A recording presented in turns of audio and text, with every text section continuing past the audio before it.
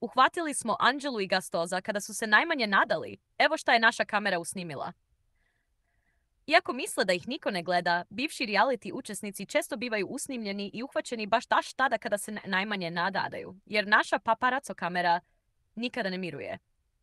Nenad Marinković Gastoz, pobednik Elite 8, nakon završetka ove sezone i krune koju je poneo na svojoj glavi, rešio je da se posveti svom privatnom životu, te je tako poradio na odnosu sa Anđelom Đuričić, s kojom je iz Elite izašao rame uz rame, ali ne u vezi, već kao, kako oni kažu, drugari.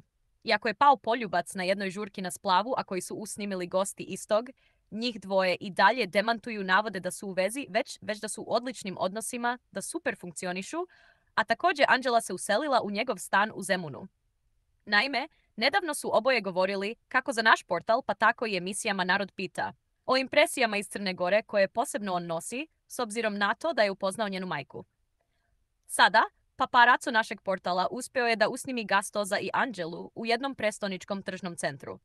Naime, kako se njih dvoje odvajaju, danas su rešili da uzmu slobodan dan, pa su se prepustili šopingovanju.